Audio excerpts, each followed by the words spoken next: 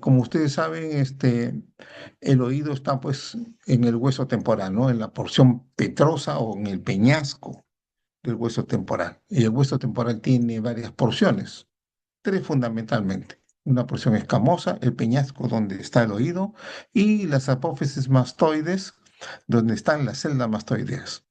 En el peñasco tenemos el conducto auditivo externo, el oído medio, caja del tímpano también se llama, el oído interno, donde está la cóclea, el vestíbulo, los canales semicirculares y por último el conducto auditivo interno por donde pasa el séptimo y el octavo par, o sea, el facial y el cócleo vestibular. Acá tenemos, desde el punto de vista de la imagen, que es el tema que esta noche nos convoca, una radiografía en lateral del cráneo. A este nivel se proyecta el hueso temporal y se puede ver el conducto auditivo externo y las celdas mastoideas. ¿De acuerdo? Esta es una dama, ahí tiene sus aretes, ¿no? Bien, entonces en el esquema vemos pues el agujero auditivo externo, el apoyo mandibular y la concha, ¿no? Del temporal.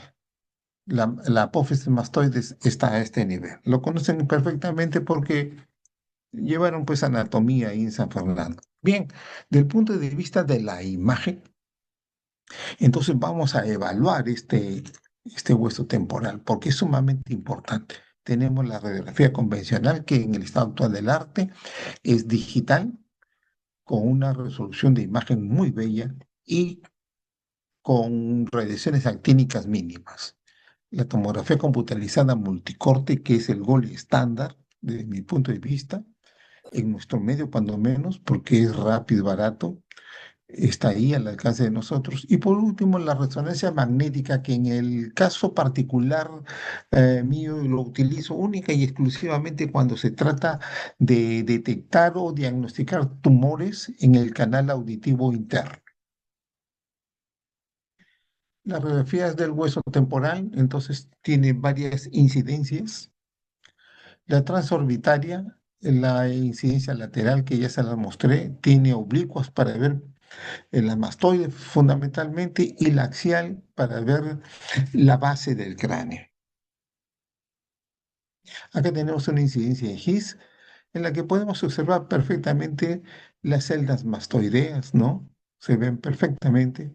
Ahí las tienen ustedes perfectamente neumatizadas. Este es el agujero magno y acá están la silla turca del esfenoides. Se puede ver perfectamente con esta incidencia, ¿no?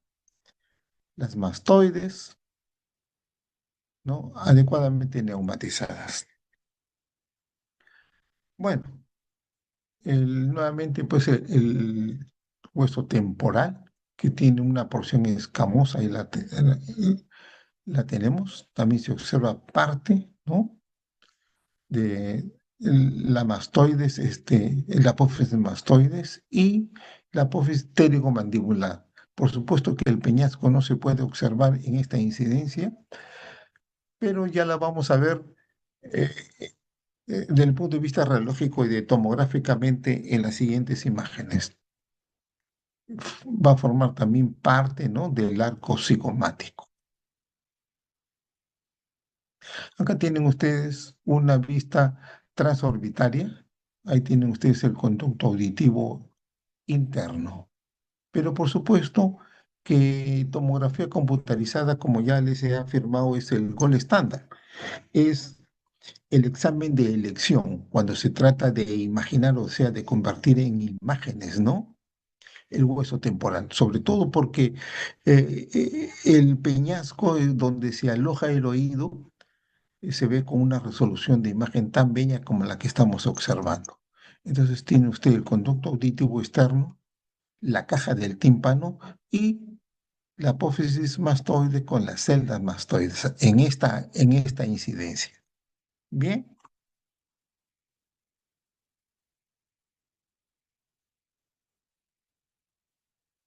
acá tiene usted una incidencia de His para ver las mastoides y una incidencia de Schuller, que es la que hemos utilizado durante muchos años, ¿no? Para, para observar desde el punto de vista radiológico, ¿no? Las celdas mastoideas que están adecuadamente neumatizadas en esta incidencia, el conducto auditivo externo lo vemos perfectamente, ¿no? Esta es la articulación temporomandibular.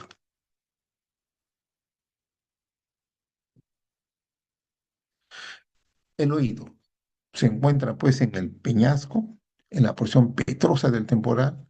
Vamos a hablar algo sobre la anatomía normal del oído. Vamos a hablar algo sobre la patología del conducto auditivo externo, algo de patología del conducto de la caja del tímpano o de oído medio, y vamos a hablar también de alguna patología del oído interno.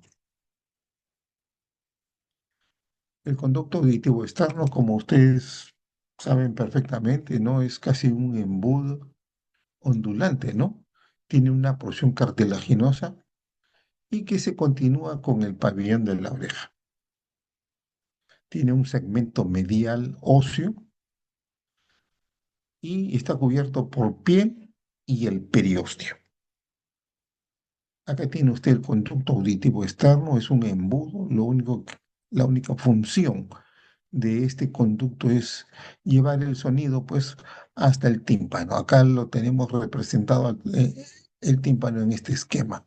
Dice la literatura que la membrana timpánica no debe verse o no se ve con tomografía computarizada. Sin embargo, en mi experiencia, un 50, un 60% de tomografías computarizadas de esta zona, yo sí puedo observar la membrana del tímpano. Entonces, el conducto auditivo externo es este embudo. Acá está el periósteo, es una porción cartilaginosa y está revestida de piel. Y el límite interno es, por supuesto, el tímpano, la membrana timpánica. Acá tiene usted el conducto auditivo externo. En esta imagen es una reconstrucción en computadora, una imagen de tipo coronal. Podemos ver ambos conductos auditivos externos y vemos la caja del tímpano y este tiene el huesecillo que es el martillo. Entonces, desde el punto de vista radiológico, la literatura dice que solo se ve el martillo y efectivamente, en la mayoría de las tomografías computarizadas, cuando uno observa la caja del tímpano o oído medio, lo que ve pues es este huesecillo, ¿de acuerdo? El martillo. Bien, acá lo tiene usted, el martillo. A este nivel está la membrana timpánica y este es el conducto auditivo externo y este es el conducto, perdón, este es el conducto auditivo externo y este es el conducto auditivo interno. Acá está el oído interno, que ahora lo vamos a ver con mayor detalle. Este es la cóclea, se ve perfectamente y el conducto auditivo interno se ve, pero lo vamos a ver mejor. Acá tiene usted el oído medio o caja del tímpano también, ¿no? Está limitado por la membrana timpánica y internamente está limitado por el oído interno y aloja los huesecillos, el yunque, el martillo y el estribo. En este esquema vemos perfectamente el estribo, ¿no? Y este es el agujero oval, el martillo y el yunque.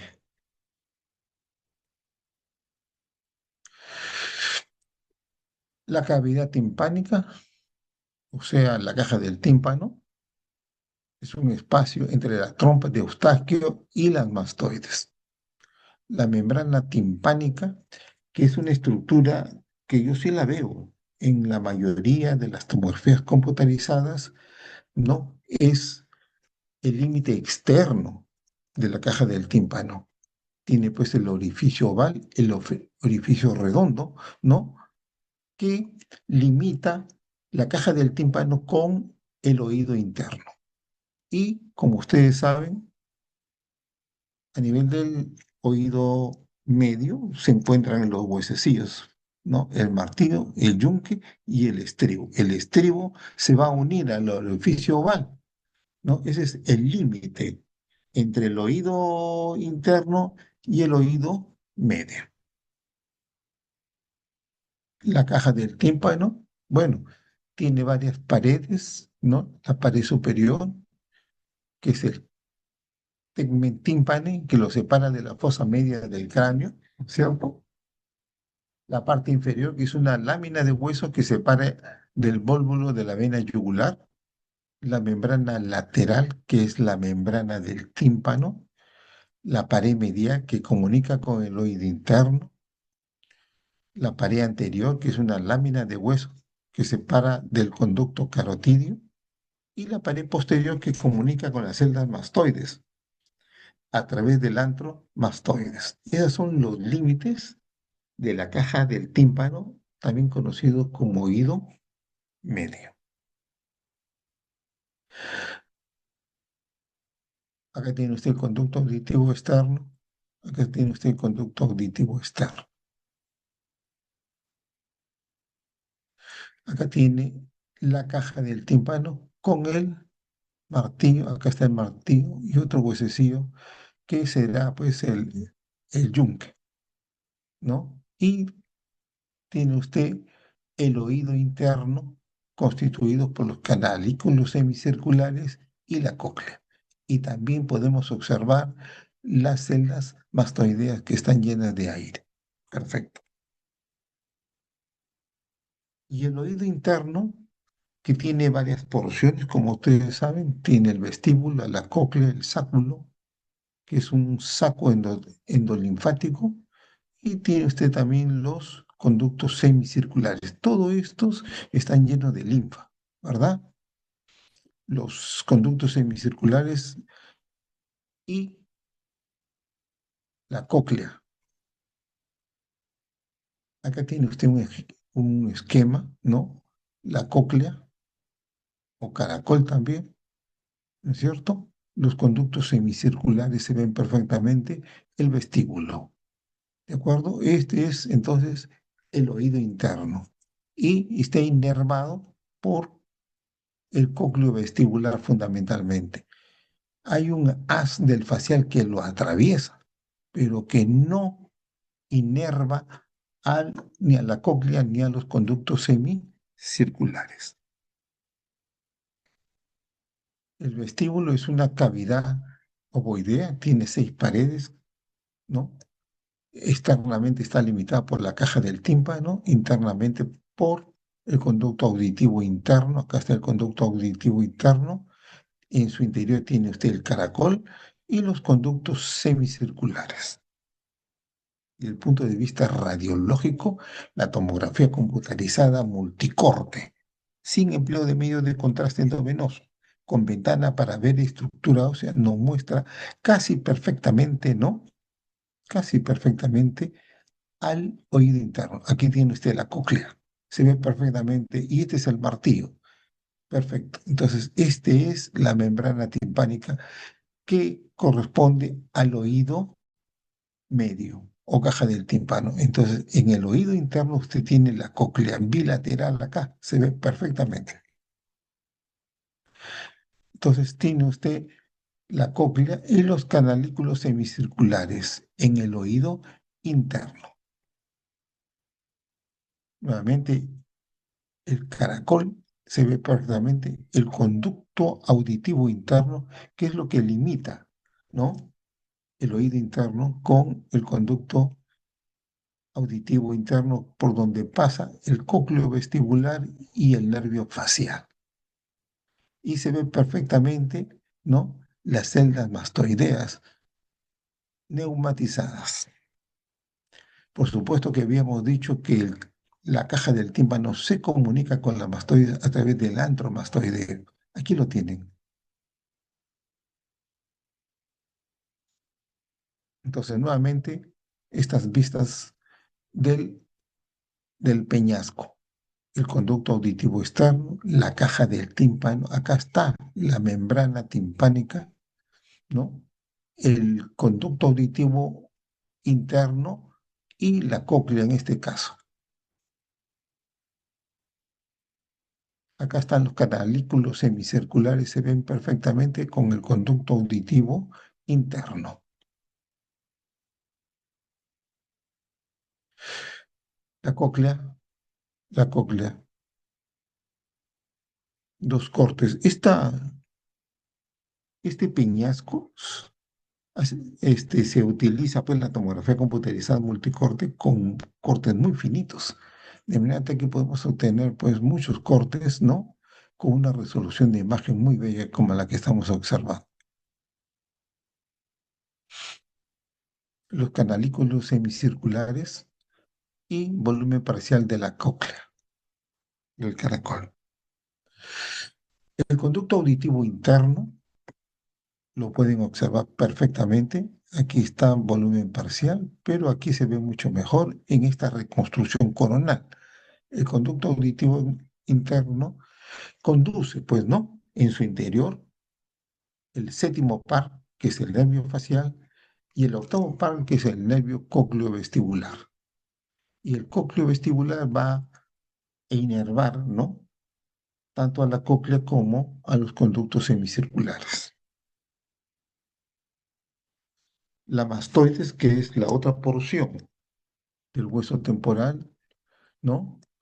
En su interior tiene una serie de celdillas neumatizadas, ¿de acuerdo? Contiene el antromastoide y las celdas mastoideas. Y por supuesto, esta neumatización depende de varios factores, como factores hereditarios, como infecciones que uno haya sufrido en la infancia. Dicen los pediatras y los otorrinos que los niños habitualmente hacen una mastoiditis una vez al año, por lo general viral, y si es bacteriana se combate con antibióticos. Acá tienen ustedes perfectamente, ¿no? La mastoides. En esta GIS, esta es una incidencia de GIS para ver en la fosa posterior, ¿no? La base del cráneo, entonces podemos ver perfectamente a este nivel las mastoides adecuadamente neumatizadas.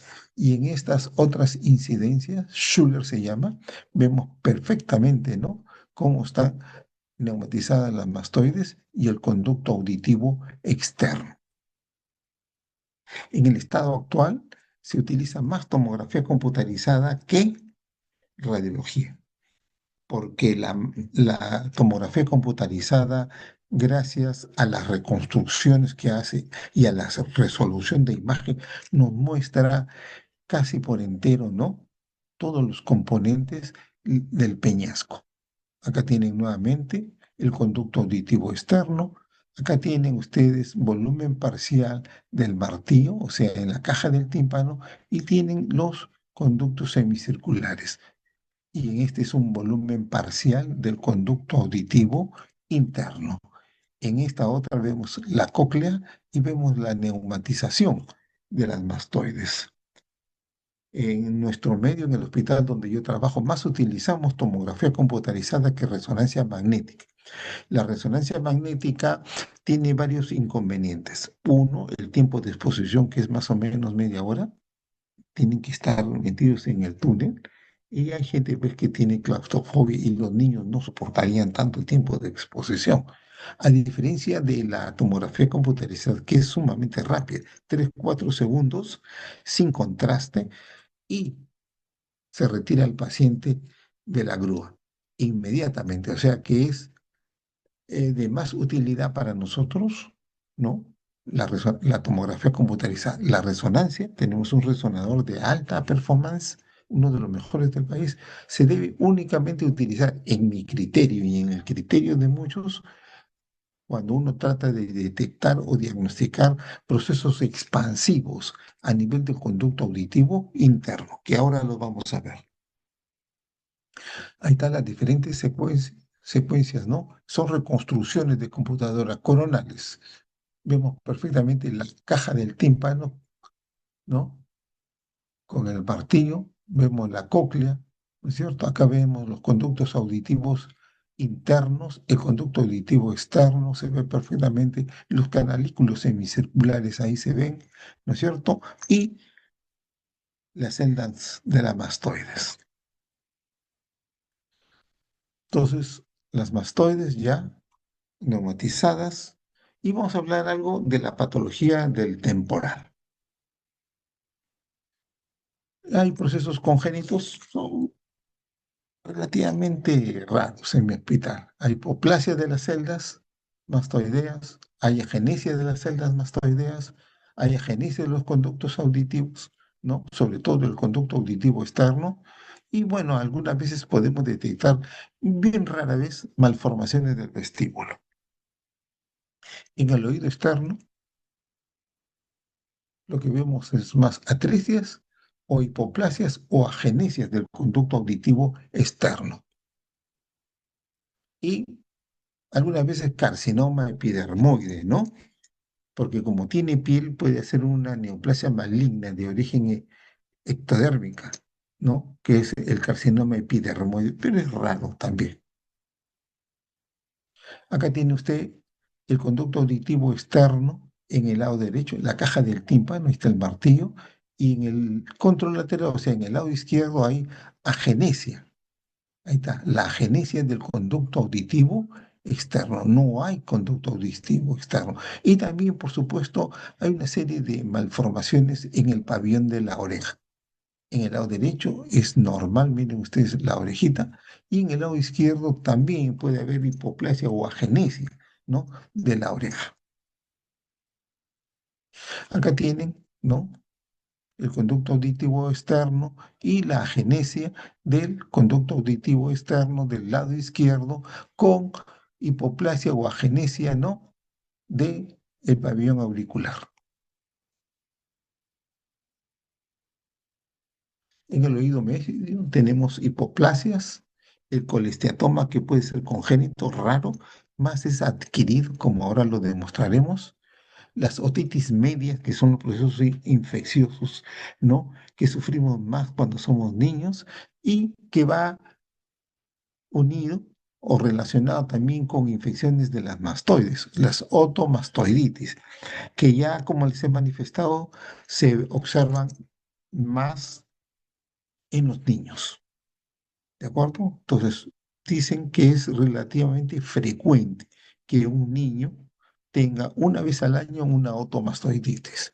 Y lo que vemos más, lo volveré a repetir, es el colesteatoma adquirido más que el congénito. Otitis media, habitualmente en niños, acá está. Se trata de una disfunción de la trompa de Eustaquio, puede ser bacteriana en la mayoría de los casos o viral también. En esta época del año hay bastante, ¿no? Por el extremo frío que estamos soportando. Por lo general, la otitis media no requiere exámenes radiológicos, basta con el examen ectoscópico que lo hace el otorrino o lo hace el pediatra, ¿no? E instala inmediatamente tratamiento. Si bien puede ser viral, pero estos a veces se complican y es mejor darle antibióticos. Y la otomastoiditis, porque van asociadas, la otitis media con la mastoiditis, la otomastoiditis puede conducir a mastoiditis complicada, con destrucción ósea, permitiendo pues infecciones graves como accesos epidurales o cerebritis. También puede complicarse con meningitis o con trombosis del seno lateral. Y también podría complicarse, ¿no? Con laberintitis. La otitis media aguda, que es la enfermedad del oído medio más frecuente, y se resuelve con tratamiento adecuado, por lo general con antibióticos. Y puede tener en un principio pues una otitis media viral, pero que se puede convertir en purulenta si es que no se actúa con prontitud. Y puede complicar también a las células mastoideas, o sea, formarse una otomastoiditis. ¿Cómo se van a ver, cómo se va a diagnosticar si es que llegamos hasta la radiología? Como una opacificación del oído medio y de las células mastoides. Y si se deja el proceso sin tratamiento, puede conducir a un problema de tipo crónico. Acá tiene un esquema, este es normal, miren el oído medio, el estribo, el yunque, el martillo, ¿no? La membrana timpánica y cuando se produce un problema de tipo infeccioso, este oído medio se opacifica porque está lleno, pues, de pus, ¿no es cierto? O de secreciones, purulentas. Acá lo tiene. En el lado izquierdo es normal, miren las mastoides adecuadamente neumatizadas. Acá tienen los huesecillos del oído medio. Y en el control lateral tienen ustedes que el oído medio está opacificado.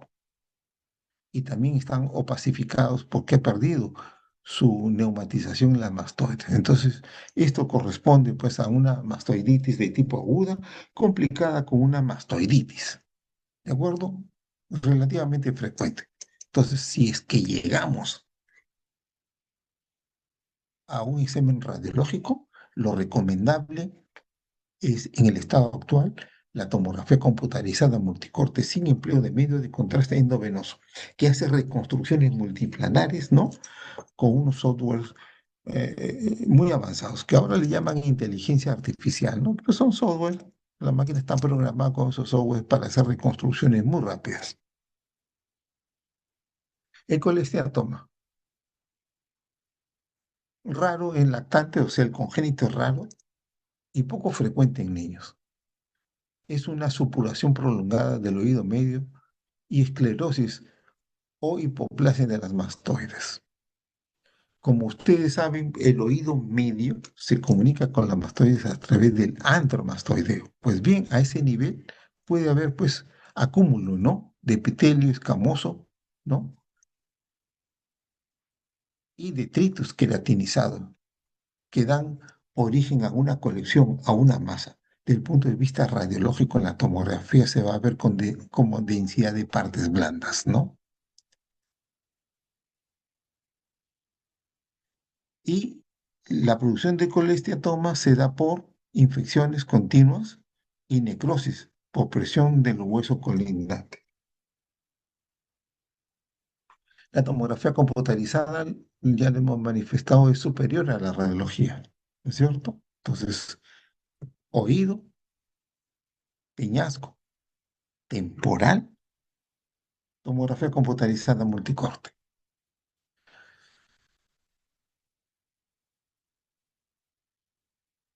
Se da pues como por mastoides o celdas mastoidea poco hipoplásicas un poco desarrolladas, por destrucción ósea, por la infección bacteriana, y podemos ver luxación de los osículos, o sea, de los huesecillos del oído medio, ¿no? Y puede estar erosionado, producir lisis también de estos huesecillos. Volvemos a repetir, la definición es que se trata de una acumulación, ¿no? De epitelio escamoso por una membrana timpánica rota. Y se localiza fundamentalmente en el espacio de Prusac, ¿de acuerdo? Así a nivel del antro mastoideo, comprometiendo a las mastoides. Ahí se acumula, es una colección purulenta de detritos de células, ¿no? Incluso dicen que se acumula ahí gotas de colesterol. Bueno, esa es parte de la anatomía patológica. Pero desde el punto de vista radiológico se va a ver pues una colección de densidad de partes blandas, ¿no? Con compromiso del oído medio y de las células mastoides. Acá tienen ustedes, miren, ve, tomografía computarizada multicorte sin empleo de medio de contraste endovenoso con ventana para estructura ósea. Este es de alta resolución, miren ustedes, ahí está la colección, ¿no? Purulento de detritus, ¿verdad? Que ha erosionado los huesos. Miren ustedes que ha producido esclerosis, la infección bacteriana fundamentalmente de las mastoides desde el punto de vista crónico, produce esclerosis, ausencia de neumatización y acúmulo, ¿no? De células epiteliales, de detritus, ¿no? De células escamosas ahí, que da la impresión que se tratara, pues, de una masa, ¿no? De densidad de partes blandas. Acá tienen ustedes el compromiso, ¿no?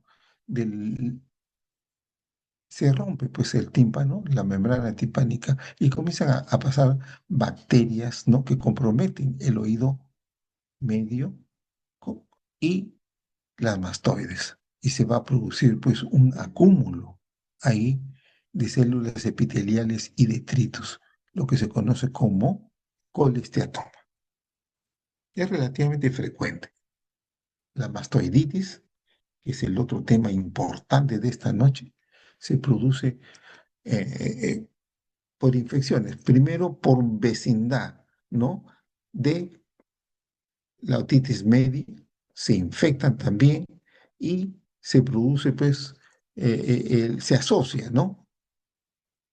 La otitis media con la mastoiditis. Se va a ver, desde el punto de vista radiológico, opacificadas las células mastoides, va a haber destrucción ósea, ¿no? Y puede haber complicaciones, como accesos, como meningitis, por ejemplo, como trombosis del seno longitudinal.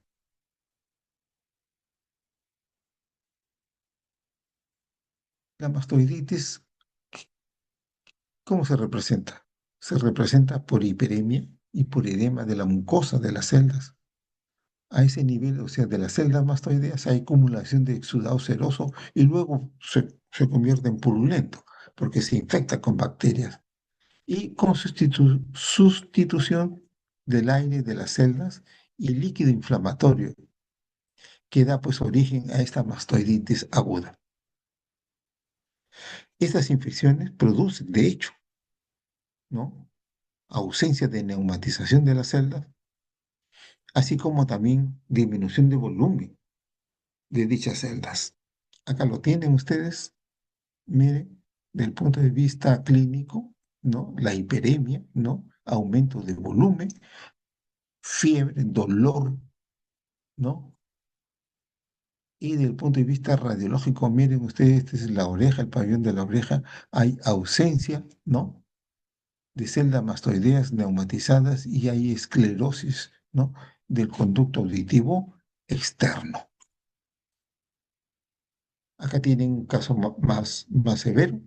Miren, esta es una incidencia de Schüller en la que se ve ausencia total de la neumatización de las celdas mastoides y la esclerosis, ¿no? Del conducto auditivo externo. Ujú.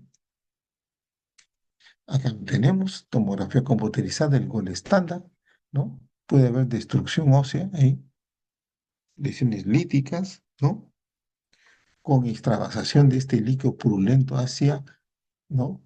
En este caso la fosa posterior, de la fosa media, ¿no? Con accesos epidurales, con meningitis, con accesos cerebrales también, ¿no? Entonces, acá hay un acúmulo de pus, está totalmente destruida las células mastoideas, estas son normales, estas son las afectadas y hay una colección purulenta de este nivel. Se va a ver, pues, radiopaco, densidad de partes blandas. Acá tienen ustedes una trombosis del seno longitudinal, ¿no? Miren ustedes la esclerosis, la ausencia de neumatización. Mientras acá están neumatizadas, acá hay ausencia total de neumatización y está totalmente esclerosado. Entonces, la otomastoiditis es el cuadro más dominante. Primero empieza como una otitis media, catarral, después se convierte en purulenta, afecta a las células mastoideas y se convierte en una otomastoiditis. Y hay que actuar rápidamente tratando de controlar la infección porque se puede convertir en un cuadro crónico. Entonces va a haber radioopacidad de la celda, destrucción de las paredes de la celda, invasión del seno sigmoideo con trombosis, ¿no? Y puede producir pues accesos epidurales, este, accesos superiósticos, meningitis e incluso hasta accesos cerebrales. Y bueno, y se puede convertir en un cuadro crónico, pasando primero por un cuadro de tipo agudo. Se va a formar tejido de granulación, ¿no? Oscureciendo, ¿no? O en los límites del oído medio. Bueno, la mastoiditis crónica es la consecuencia de una otitis media, ¿ya? con destrucción de la mucosa, con formación de tejidos de granulación, con erosión de las celdas mastoideas y que ocurre muchas veces con presencia de colesteatoma. Acá lo tienen, la otitis media y luego la mastoiditis. En este caso es bilateral, ¿no? Miren, ausencia total de las celdas mastoideas neumatizadas, esclerosis, ¿no? Esclerosis. Y esto parece que fuera un colesteatoma. Hay que ver las otras imágenes. Acá lo tienen, la otomastoiditis, afección del oído medio, de la caja del tímpano, con extensión hacia las celdas mastoideas, totalmente ausente de neumatización y marcada esclerosis. Miren ustedes la mastoiditis acá, con destrucción, ¿no? Con lisis de la pared, ¿no? Y con extensión de la infección hacia las partes blandas del temporal, con un acceso por debajo del periósteo. ¿De acuerdo?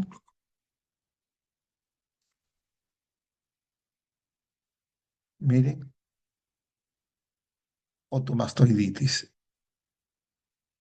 el oído medio ocupado por líquido purulento con afección de las mastoides, con extensión hacia las mastoides. En el lado izquierdo es normal, en el lado derecho es la afección.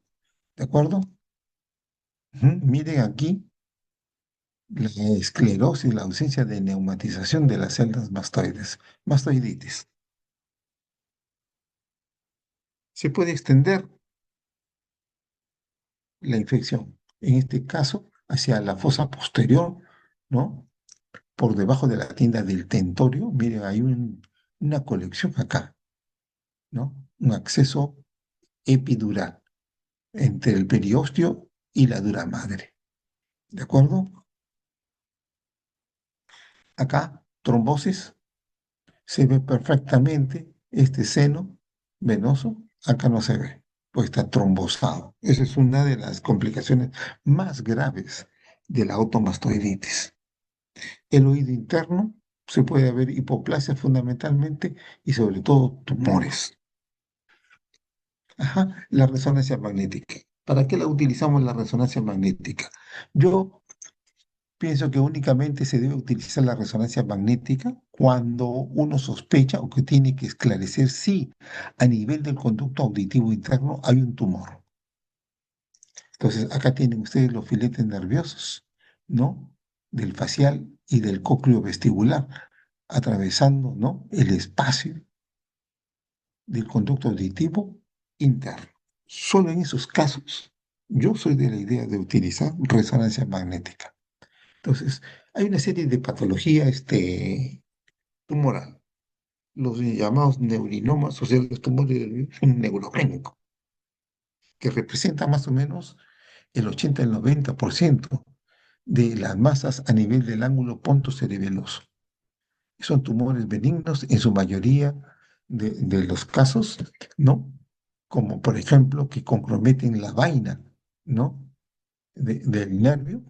Y ustedes saben que las células de Schwann producen la mielina, ¿verdad? Entonces podríamos tener un schwannoma del nervio del séptimo par del facial.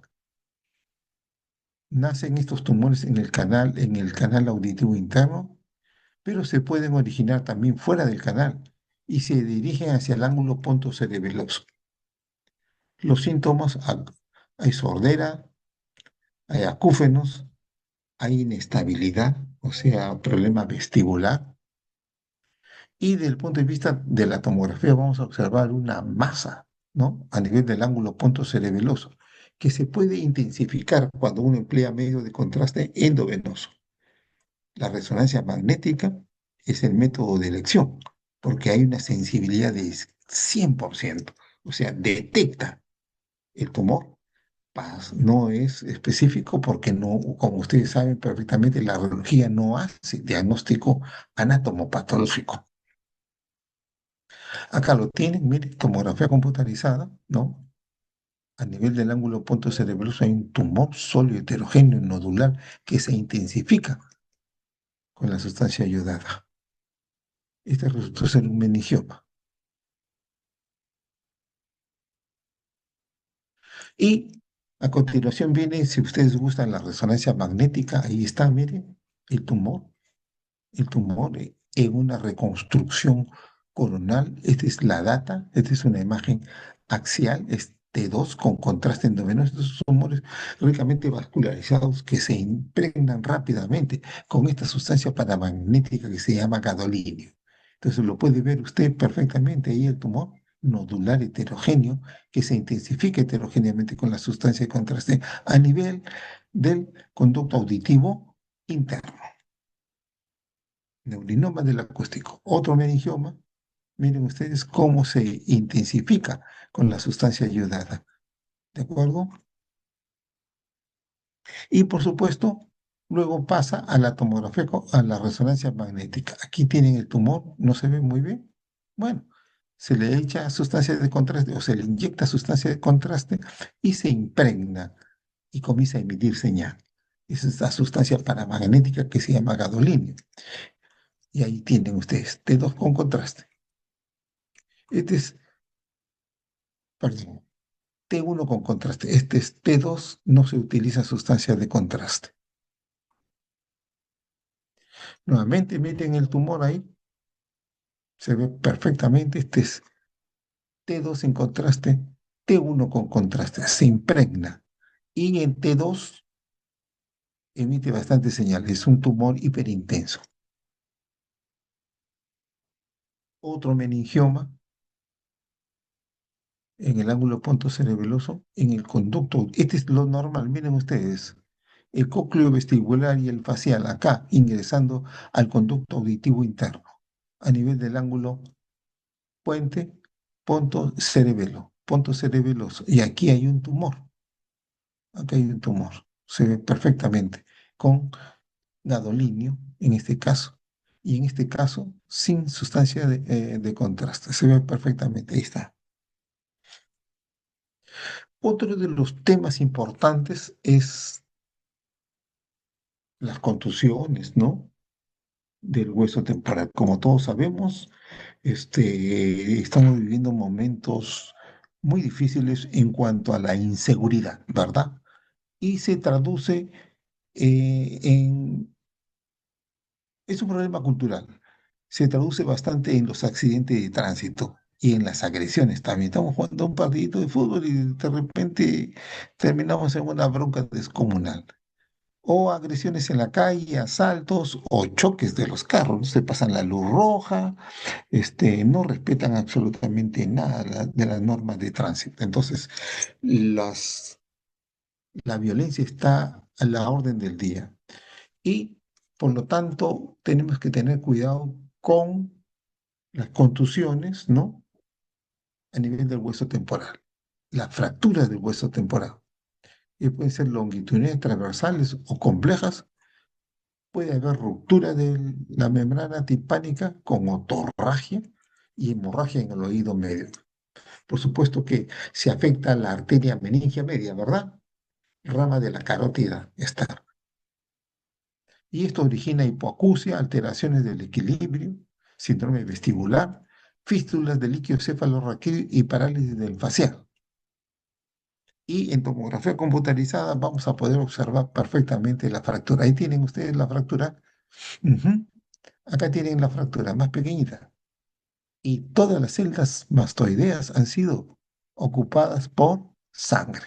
Pero que desde el punto de vista radiológico uno no puede decir esto es de tal naturaleza el líquido, solo se ve, ¿no? Como densidad de partes blandas. Ahí están las fracturas. Otra fractura, miren ustedes, una fractura transversal, se ve perfectamente. Acá está la fractura y las celdas mastoideas han perdido en parte su neumatización. Lo tiene usted acá, mientras en el control lateral, en el lado izquierdo, están adecuadamente neumatizadas. En el lado derecho, donde están las fracturas, hay líquido, sangres, por supuesto, que invade el espacio aéreo de las células mastoides. Bien, el otro tema que me encargó el doctor Hidalgo es senos paranasales. Desde el punto de vista de la imagen, nosotros podemos emplear radiología tomografía helicoidal, que es el gol estándar en el estado actual del arte, y resonancia magnética, bueno, en menor cuantía, siempre y cuando se trate de identificar un tumor, en fin, algunas cosas, pero más tomografía computarizada. Bueno, desde el punto de vista radiológico tenemos la Waters, que durante muchos años fue un excelente examen radiológico, y la posterior anterior, la Cadwell. Ahí tiene ustedes una incidencia de Cadwell, se ven perfectamente, ¿no? Las celdas etmoidales, se ve el seno frontal, se ve perfectamente el tabique nasal y los cornetes. Entonces, esta es una incidencia de Cadwell. Esta es una lateral en la que vemos perfectamente el seno frontal, los senos maxilares y el seno esfenoidal. Por encima de ella, la silla turca de las esfenoides. Entonces, el seno esfenoidal, el seno frontal y los senos maxilares en esta incidencia lateral. Y en esta Waters, que es una incidencia nasomentoplaca, vemos perfectamente los senos maxilares, las celdas etmoidales, el seno frontal. Bien, entonces durante muchos años hemos empleado estas incidencias, pero con el advenimiento de la tomografía computarizada se acortó nuestras dificultades y ahora sí podemos observar con mayor detalle, ¿no? En este caso, pues, el seno frontal. Acá tienen una reconstrucción en computadora, una imagen en coronal, esta es una imagen en axial, el seno frontal. Las celdas etmoidales se ven perfectamente en esta imagen axial.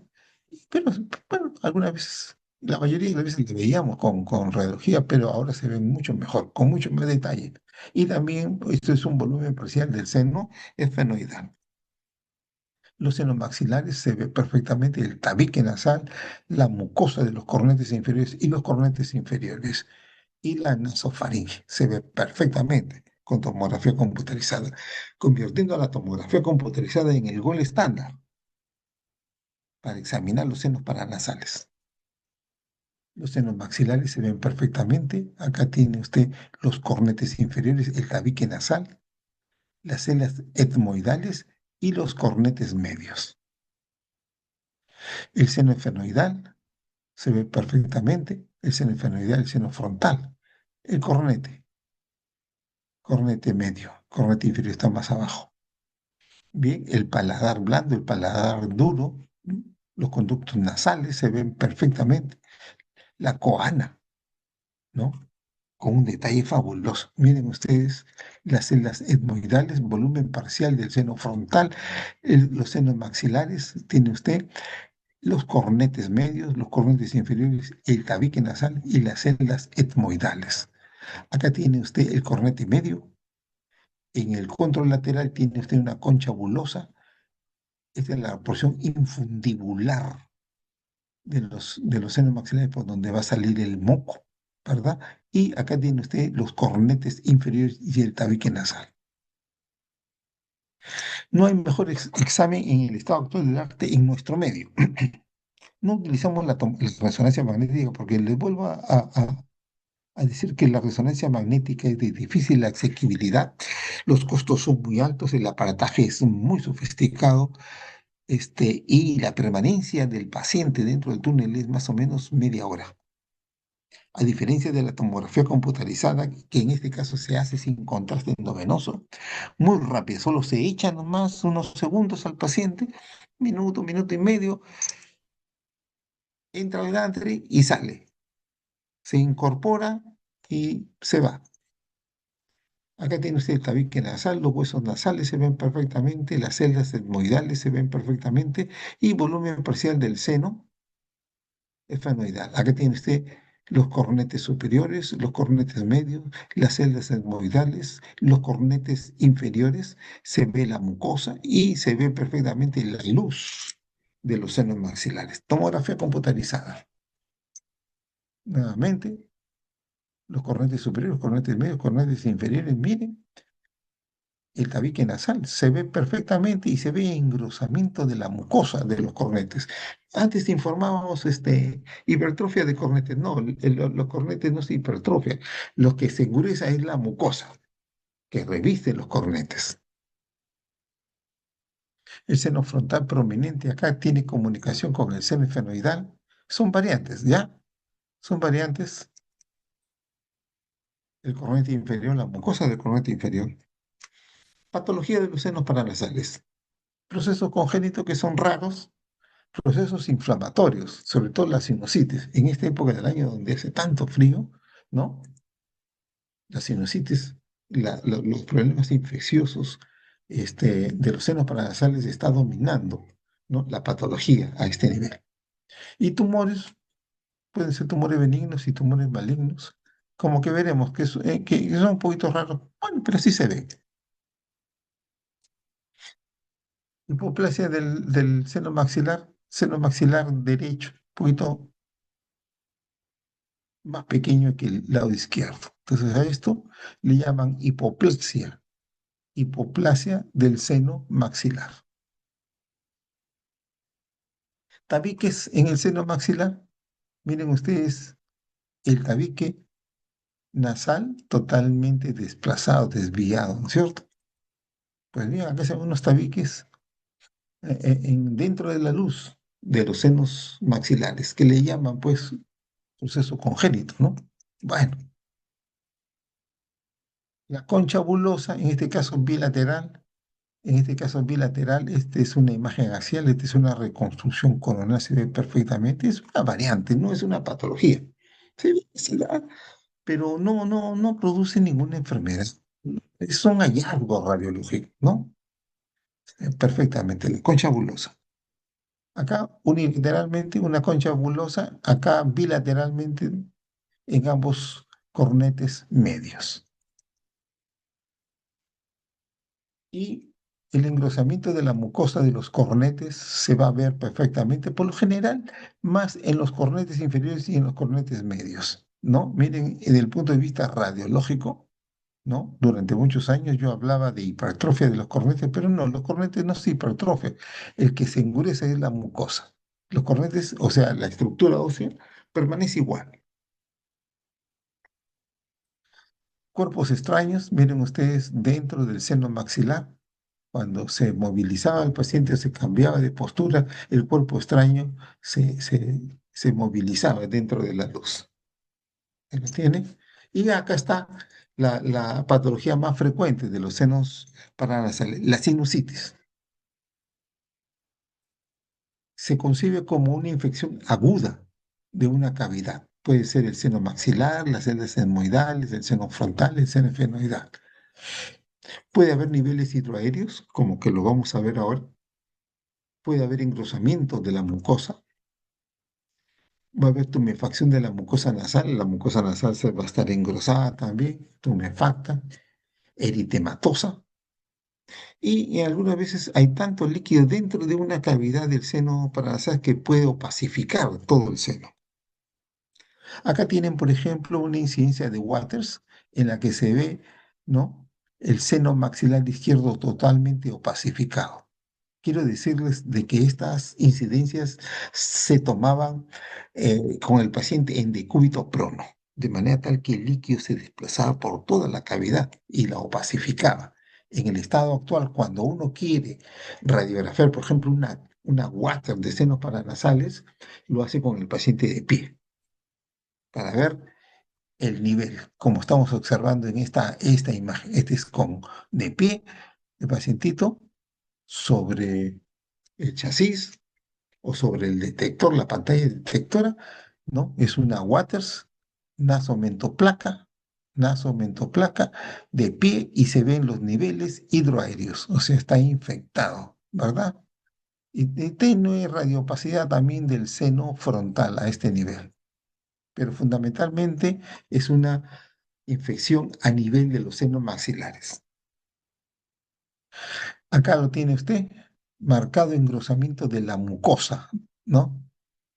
De la mucosa de los senos maxilares y también de las celdas etmoidales en el lado izquierdo. Como ustedes saben, tenemos celdas etmoidales anteriores, medias y posteriores y tenemos seno esfenoidal. Los, las celdas etmoidales anteriores medias, conjuntamente con el seno frontal y los senos maxilares desaguan por el meato medio, ¿verdad? Y las celdas etmoidales posteriores y el seno esfenoidal por el orificio esfenoetmoidal. Bien, eso tenemos que conocerlo, que comprenderlo, porque ello explicaría, ¿no? Los compromisos de los senos paranasales y cuando estos están afectados es porque esos orificios están comprometidos. Bien, entonces miren ustedes un nivel acá, ¿lo ven? Ese es este nivel. Estas ya son imágenes digitales, ¿no? Y también en el seno frontal, miren, acá hay un nivel y acá hay otro nivel. Senos frontales, ¿no? Cuando utilizábamos radiología. Entonces es una water, es una lateral. En el estado actual ya casi no hacemos radiografía de senos paranasales, sino tomografía computarizada, porque la información que nos da la tomografía es muy buena. Y también el compromiso a otros niveles. Ujú. Desviación del tabique nasal, miren ustedes, en el año 98, en la postrimería del siglo pasado, utilizaban la radiología. Miren esta desviación del tabique nasal.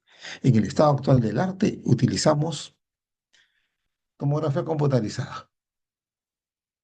Miren ustedes las celdas etmoidales y el seno esfenoidal a este nivel tienen engrosadas las mucosas, ¿no? Y llenas de fluido.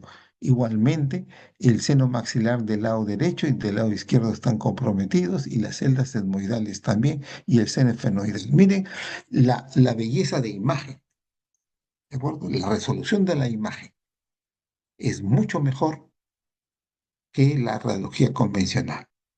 Entonces la utilizamos más. Como que ya prácticamente hemos dejado de hacer radiología de senos paranasales en mi hospital, más es tomografía computarizada, con muy buenos resultados. Bueno, y las complicaciones después de la sinusitis, ¿no? La trombosis del seno cavernoso, sinusitis y trombosis del seno cavernoso. Y acá hay una trombosis de la vena oftálmica del lado izquierdo. La sinusitis crónica erosiona las paredes, ¿no? Ahí está engrosada la mucosa y erosiona ¿no? Aumento de espesor de la mucosa, ahí está la mucosa. Bueno, radiopacidad del seno y puede haber esclerosis, ¿no? O puede haber destrucción de las paredes. Por supuesto que la mucosa nasal también está comprometida, ¿no? Sinusitis crónica acá tiene engrosamiento de la mucosa y un nivel hidroaéreo, ¿no? Engrosamiento de la mucosa, en este caso de los cornetes, desviación del tabique nasal y radiopacidad del seno maxilar izquierdo. Sinusitis crónica de mucho tiempo, miren ustedes, engrosamiento de la mucosa, ¿no? De las celdas etmoidales y también de los senos maxilares. Aquí hay unas imágenes de mayor densidad, de mayor atenuación, que debe corresponder seguro a sangrado.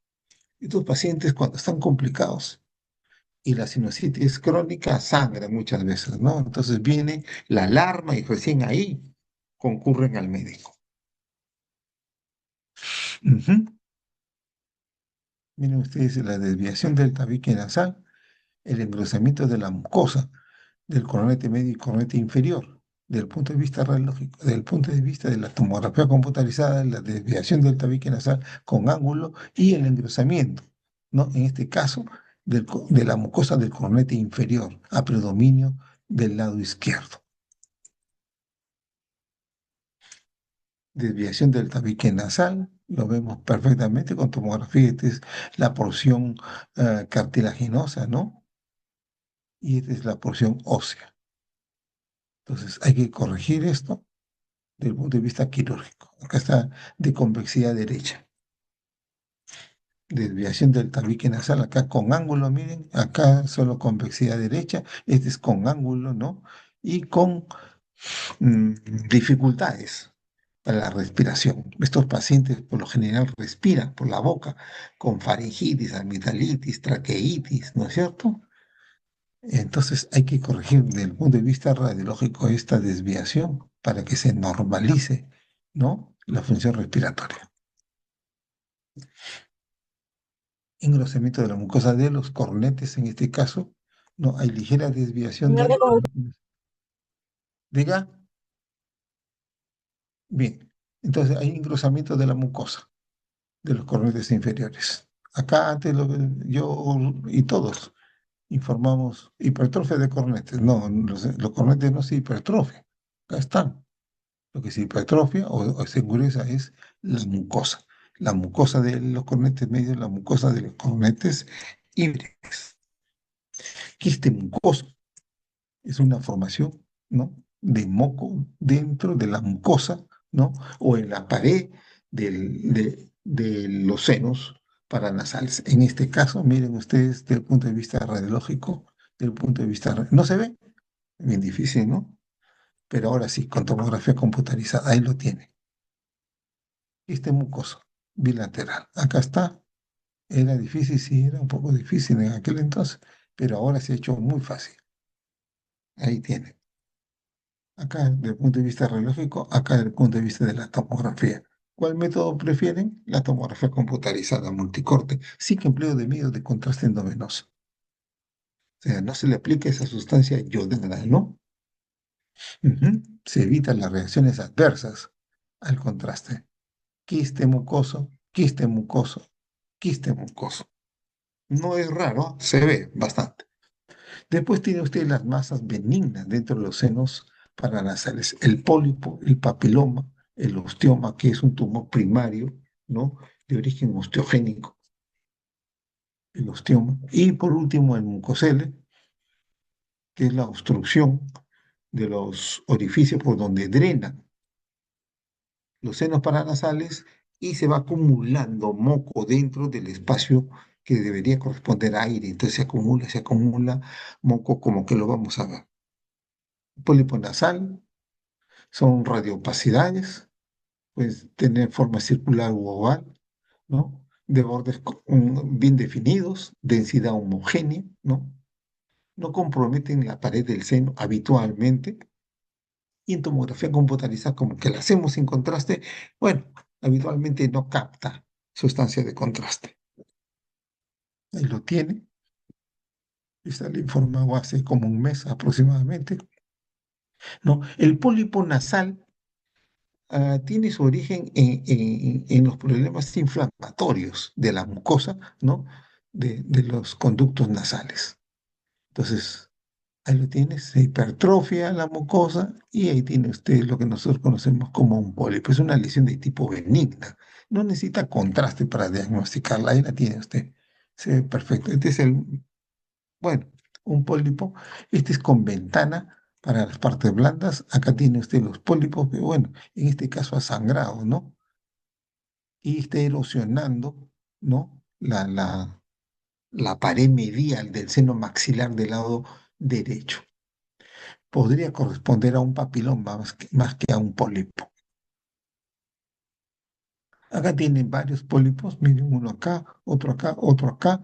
Tiene quistes mucosos y engrosamiento de la mucosa de los senos maxilares. La desviación del tabique nasal con angulación, ¿no? Ha permitido que esta mucosa de los conductos nasales se engruesen, ¿no? Se produzca y se constituyan en pólipos nasales. Ahí tiene usted esta imagen en coronal.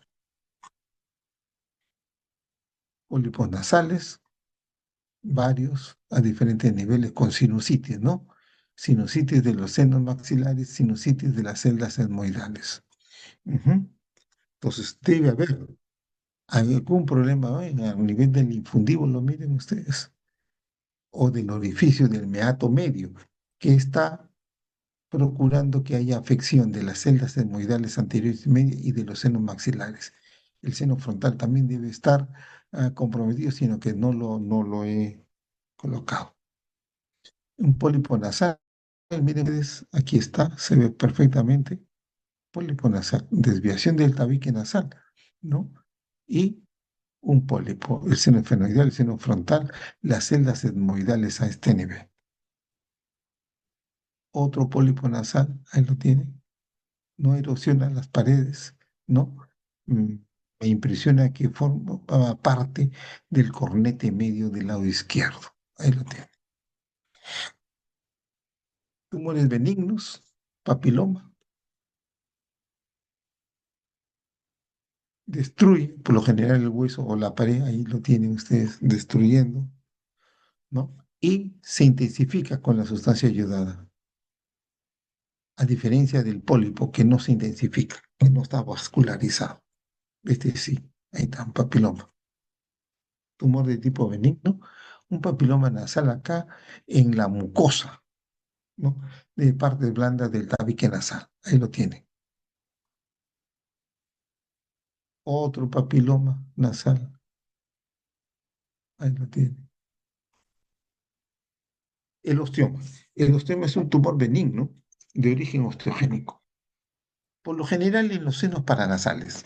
Ahora lo vamos a ver. Es una radiopacidad compacta, ¿no? Homogénea. Generalmente puede ser circular, puede ser ovalada, contornos bien definidos, alta densidad, porque tiene calcio en su composición, ¿no? Y muchas veces cuando está en los senos paranasales de pequeñas dimensiones. Ahí lo tienen desde el punto de vista radiológico, es radiopaco, denso, contornos bien definidos, de forma discretamente ovalada. Este resultó ser un hallazgo, ¿no? Un día estaba yo informando radiología y me topé con estas son imágenes digitales, ya teníamos digital en aquel entonces. Entonces, esa es una Water, esta es una Cadwell, ¿no? Y ahí está el osteoma. Acá no es del paciente anterior, pero para fines didácticos sí nos sirve. Tienen la imagen radiopaca, compacta, homogénea, ovalada, circular, de pequeño tamaño, como lo describe la literatura, en el seno frontal. También fue un hallazgo. Un día me tocó informar tomografía, lo encontré y acá lo tiene. Este es el más grande que yo he visto. Está en el seno frontal. Era el pariente de un médico, muy amigo mío. Ahí lo tiene. Tomografía computarizada. En aquel entonces no teníamos tomógrafo computarizado multicorte, teníamos un helicoidal, pero afortunadamente esta reconstrucción coronal resultó ser buena. El mucosele es una colección líquida por obstrucción de los orificios que drenan el moco de los senos paranasales. Distiende el seno porque se va acumulando el moco. Es radiopaco, de densidad de parte blanda, adelgaza las paredes del seno paranasal donde está localizado y desde el punto de vista tomográfico no se intensifica con la sustancia de contraste porque son lesiones avasculares. Ahí lo tiene, miren ustedes. Ujú, mucosele. Miren ustedes cómo está engrosada la mucosa del seno maxilar, ¿no? Y como está obstruido, el ostium medio, se acumula el moco ahí, se distiende, erosiona las paredes, ¿no? Y va creciendo. Acá tiene otro mucosele, mire usted. Bien, de densidad de partes blandas, es una lesión avascular, netamente. Bueno, resonancia magnética, como que no la utilizamos mucho, pero bueno, acá tiene usted una imagen axial en T2. No necesita sustancia de contraste, vemos la lesión acá, de mediana intensidad. Acá es más grande el seno frontal, ¿no? Hay que operar, cirugía. Ujú. El nasoangiofibroma es un tumor de origen vascular benigno, pero que se comporta localmente como un tumor de tipo maligno. Comienza a infiltrar, ¿no? Las estructuras vecinas, sobre todo de nasofaringe o del espacio parafaringio, ¿no? Del espacio ténico-mandibular. Ahí se localiza, es netamente vascular, sangra enormemente, ¿no? Los pacientes vienen por sangrado fundamentalmente, y es de varones fundamentalmente y de gente joven. ¿De acuerdo? Entonces, hay que embolizar primero para parar el sangrado y después hacer una cirugía, aunque no da muchos resultados positivos porque es un tumor de comportamiento localmente maligno. Acá lo tienen, ¿ve? Mire usted cómo ha avanzado mucho, ¿no? Se ha metido el seno esfenoidal, se ha prolongado, ¿no?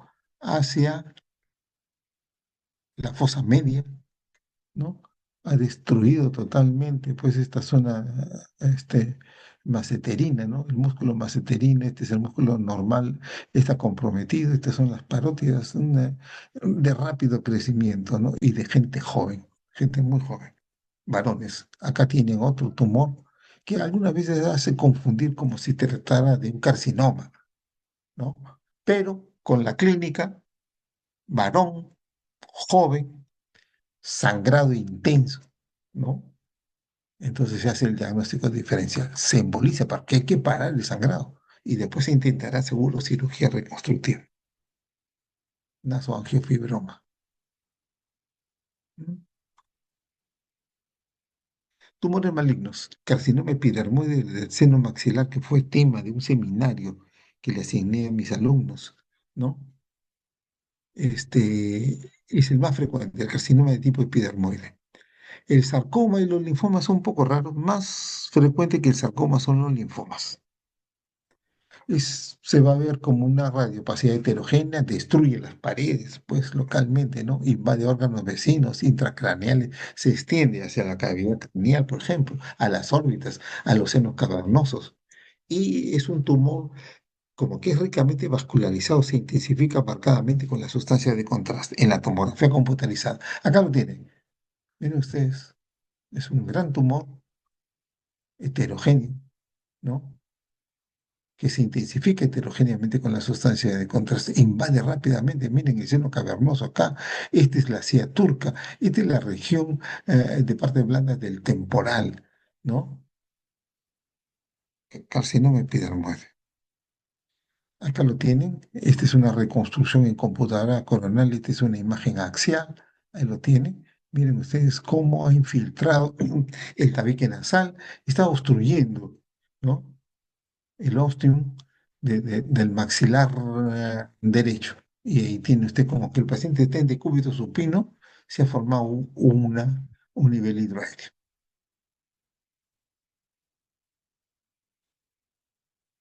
Carcinoma epidermoide invade la órbita, invade las celdas etmoidales en este caso. Miren ustedes, destruye rápidamente, ¿no? Carcinoma epidermoide. Este es, este en realidad no corresponde a los senos paranasales. Lo informé hace como un mes, ¿no? Es un carcinoma epidermoide orofaringeo, como que está en la proximidad, como que está en la coana, entonces lo he traído para que lo vean, ¿no? A ver, ¿cuál es el concepto que yo tengo de este tumor maligno? Que se da en aquellas personas que consumen tabaco. Entonces, eh, creo que hay una asociación estadística entre la presencia de este tumor y el consumo del tabaco. Entonces, hace años había un problema ahí en San Fernando, había consumo de tabaco pues entre los alumnos. Entonces hubo una campaña que ha dado resultado. San Fernando libre del humo del tabaco. Claro que en la avenida Grau pues la cosa es atroz, ¿no? Esos carros viejos que emiten mucho humo, ¿no? Pero dentro de la universidad, dentro del campus universitario, dentro de nuestro local de San Fernando, los alumnos ya no fuman. Muy bien. Entonces tiene usted un tumor acá, sólido heterogéneo, contorno mal definido que se intensifica marcadamente con la sustancia ayudada, ¿no es cierto? Y que se localiza en el espacio parafaringio y prevertebral del lado derecho. Bien, el linfoma nasal, acá lo tiene, es raro, linfoma. Linfoma de la fosa nasal es el segundo tumor más frecuente, ¿no? De la fosa nasal. Este, pero en menor proporción que el carcinoma. Y posquirúrgicamente, esta es una evaluación posquirúrgica, ¿no? Ahora ya no se hace este tipo de cirugías, ahora se hace con la paroscopía, ¿no? Y acá, por ejemplo, falta el cornete medio, ¿no? Y falta una porción de la pared medial del seno maxilar. Entonces se hace, de repente pues había un pólipo, un papiloma, ¿no? Entonces hubo que hacerle una resección. Pero ahora las resecciones son más ortopédicas, ya no son tan radicales, entonces trata de preservar la anatomía original. Entonces se hace con la paroscopía. Y por último, las órbitas. Acá tienen dos imágenes, ¿no? Del ojo. El cristalino, la cámara anterior, el humo vitrio, ¿verdad?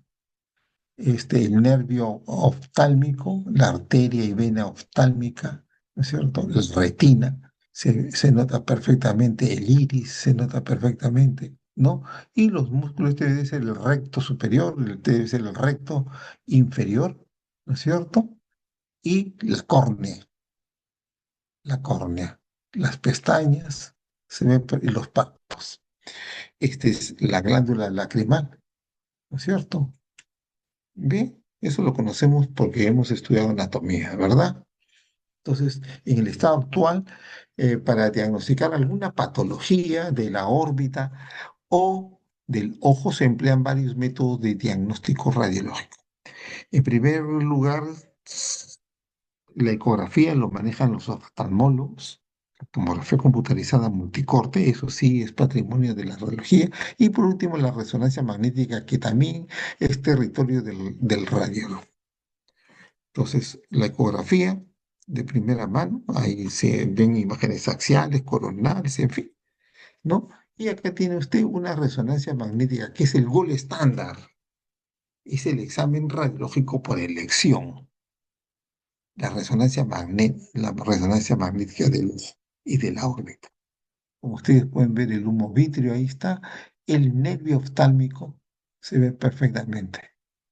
Y en este esquema, pues, bueno, este es el músculo del recto superior, el recto inferior está a este nivel, ¿no es cierto? El oblicuo superior se ve perfectamente.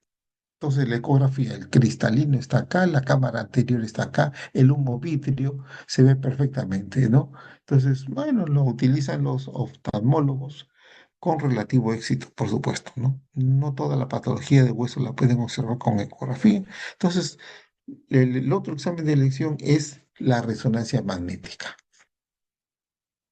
Acá está, cristalino, el humo vitrio, ¿no es cierto? La retina no se va a ver ni siquiera en tomografía computarizada y en resonancia magnética. Solo se visualiza nomás cuando el oftalmólogo hace su fondo de ojo, ¿verdad? ¿Eso lo conoce? Sí, ya van a hacer oftalmología. Y la tomografía computarizada de las órbitas, ahí lo tiene usted, los cristalinos, la cámara posterior, ¿no? La esclerótica, el nervio oftálmico ahí, ¿no? El músculo, el recto medial, ¿no? Parece que este volumen parcial del recto externo, desde el punto de vista de esta reconstrucción coronal, tenemos el humovitrio, la esclerótica, el músculo, el recto superior, el músculo oblicuo superior, el músculo recto medial y el músculo recto inferior. Y acá tiene usted los músculos superior, el lateral, el inferior y el nervio oftálmico. Unas reconstrucciones muy bellas, ¿no? Y se hace con sustancia de contraste endovenoso, dependiendo también de la patología. Bueno, acá tienen otros, el nervio oftálmico y los músculos, ¿no? Que dividen a la órbita en extraconales e intraconal. La resonancia magnética, las córneas se ven perfectamente, es T2, sin contraste. Esta es una reconstrucción en computadora, ¿no? Vemos el humo vitrio. Este es el líquido cefalorraquídeo en los surcos cerebrales. El cornete, miren ustedes, el tabique nasal. Estos son exámenes bellos. Ujú. Estos son exámenes axiales. Esta es una reconstrucción coronal, el recto.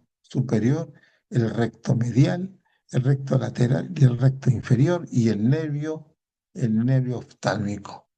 Entonces, no se va a ver, no se va a poder distinguir, dicen los autores, y la experiencia también, no se va a poder distinguir la retina. Entonces tiene usted la grasa intraconal, el nervio con la arteria y la vena, y extraconal tiene usted los músculos, ¿no? ¿Ves? La patología de la órbita, van a haber problemas de tipo inflamatorio, problemas de tipo traumático. Lo estamos viendo bastante. Infortunadamente, los accidentes de tránsito están aumentando. Y a mí me parece que es un problema de tipo cultural. Nadie quiere obedecer las normas de tránsito. Es algo atroz. El 80% del parque automotriz que circula por Lima tiene SOAT falsificado. No pasan, ¿no? Por la evaluación técnica que debe ser todos los años, ¿no? O falsifican o pues hacen una mala práctica dentro de estas empresas, ¿no? Que dan certificados sin que las máquinas estén adecuadamente operativas. Entonces los accidentes de tránsito es de todos los días. Muertos, nadie responde por la vida. Bien.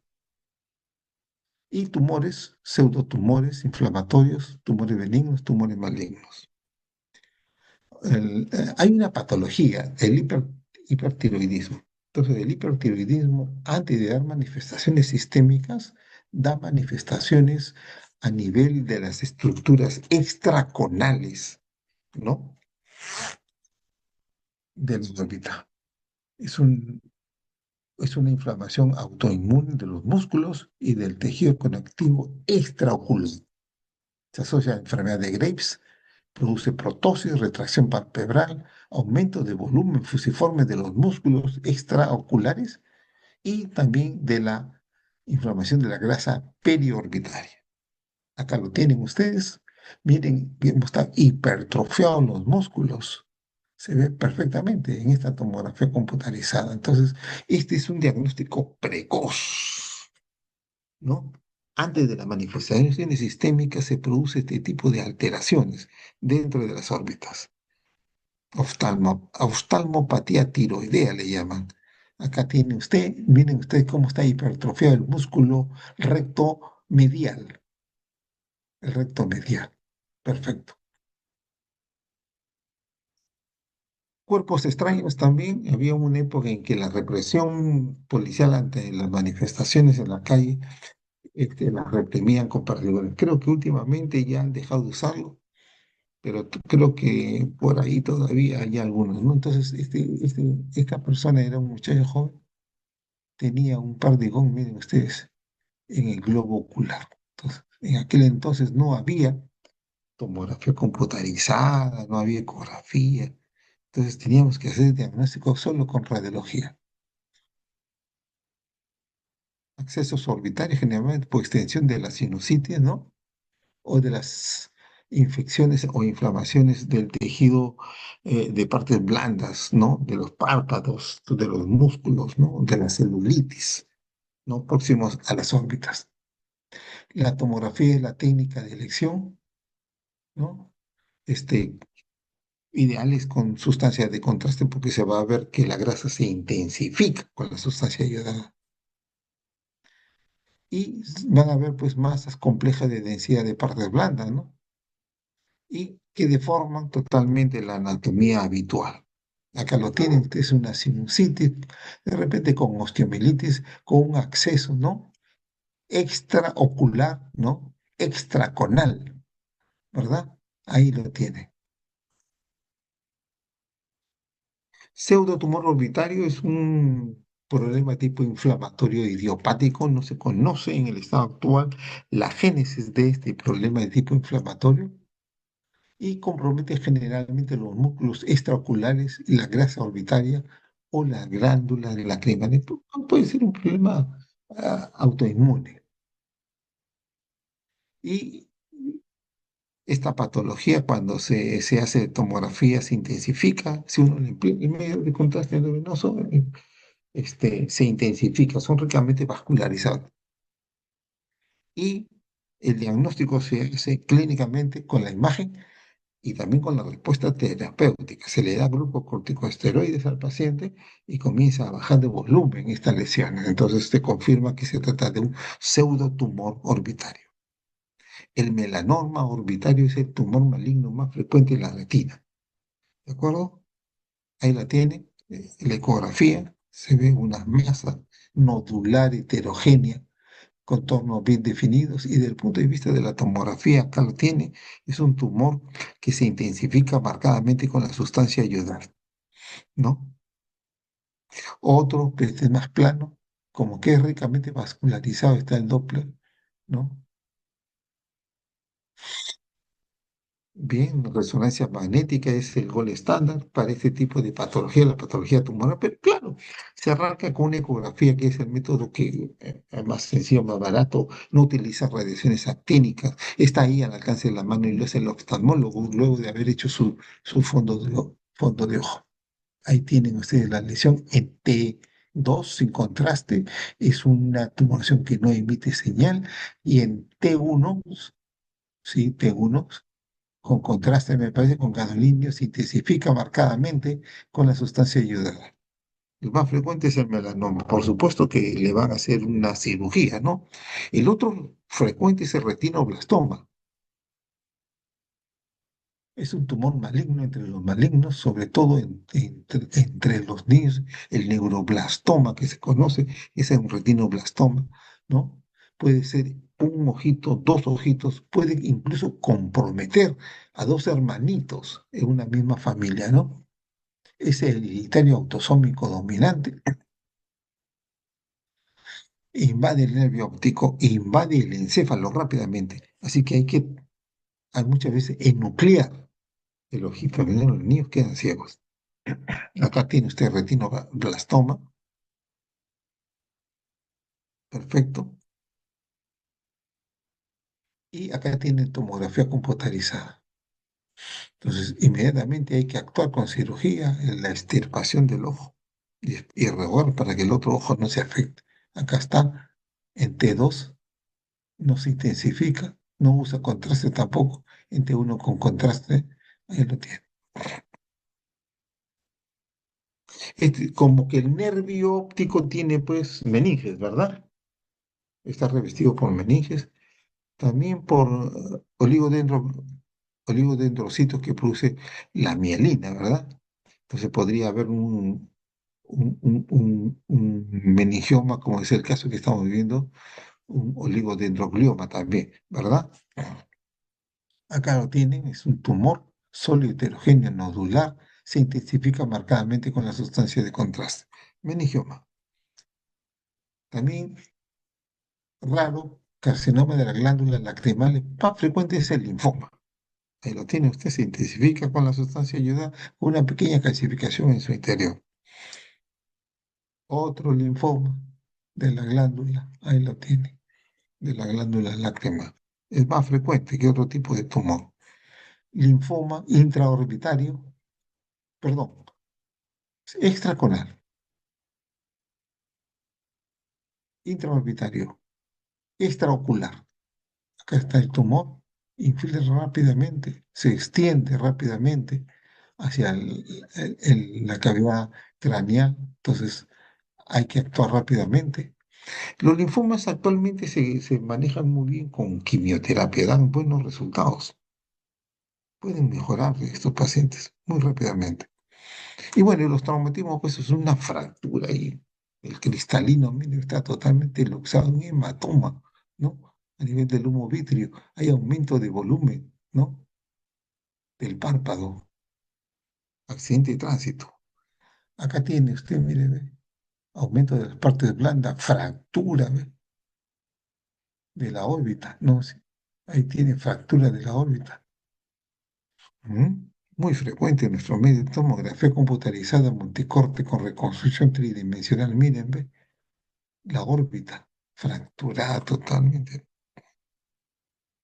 Hoy es sábado, o sea, hoy debe haber pues mucho accidente de tránsito, ¿no? La gente toma pues sin control y maneja, ¿no? Ujú. Sale más barato tomar un taxi mejor que ir en su propio carro. Fracturas múltiples, miren, veo accidente de tránsito, fracturas múltiples. Ujú. Fracturas múltiples. Hueso frontal con neumoencéfalo. Miren, esta es una reconstrucción tridimensional. Está el piso de la órbita fracturado, el malar y el maxilar también, ¿no? Con diastasis de fragmentos. Ujú. Es el examen ideal, el gol estándar para los traumatismos del macizo facial. Bien, la RA del Callao, ahí lo tienen. El faro ya no funciona. Ahora la navegación es vía satélite, pero este es un monumento histórico, ¿no? Tiene más de 150 años este faro. Miren ustedes, ahí están los bergantines en el siglo XVIII, ¿no? El siglo XVIII, siglo XIX, ¿no? Y ahí estaba ya, ahí ya estaba ahí el faro, ¿no? Y ahora está ahí, es un monumento histórico, ahora está el puerto Callao, por la Empresa Nacional de Puertos. Ahí está este monumento. Si quieren visitarlo, en la Plaza Grau, ahí está. Bien, bien. Ujú.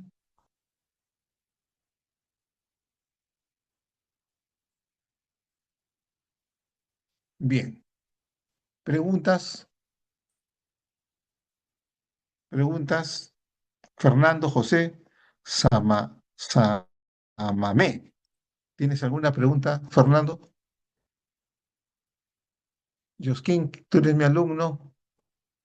Nada, Fabiola,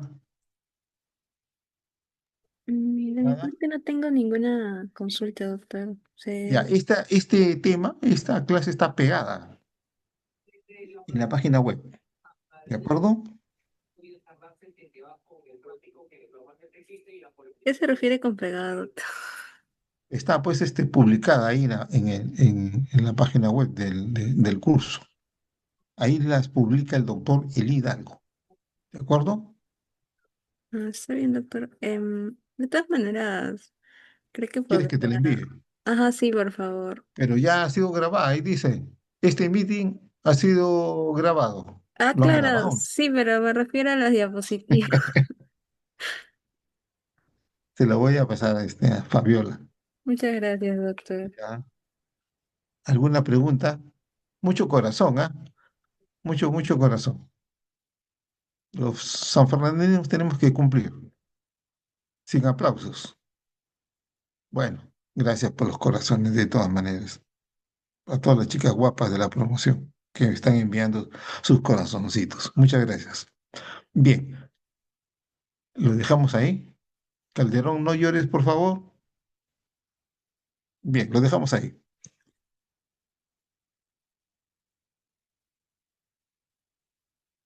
Ya, doctor, muchísimas gracias por la Ya. ponencia de hoy y también por poder dictar esta modalidad, ¿no? Se Sí, agradece muchísimo. pero me llamó el doctor Eli Hidalgo pidiendo a los profesores que ya no hagamos este procedimiento porque se están acostumbrando, me dice.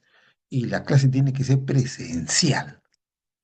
Así que el próximo sábado, 8 de la mañana en San Fernando, para la clase presencial que va a dictar el otro maestro. Me parece que ya es tumores de hueso, no sé a qué corresponderá. Bien, lo vamos a dejar ahí. Buen fin de semana.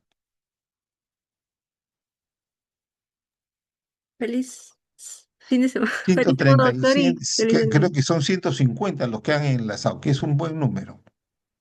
Sí, Bien, doctor. buenas noches.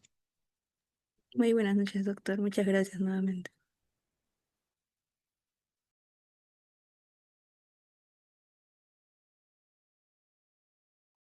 Un momento, chicos, aún no abandonen la reunión, por favor.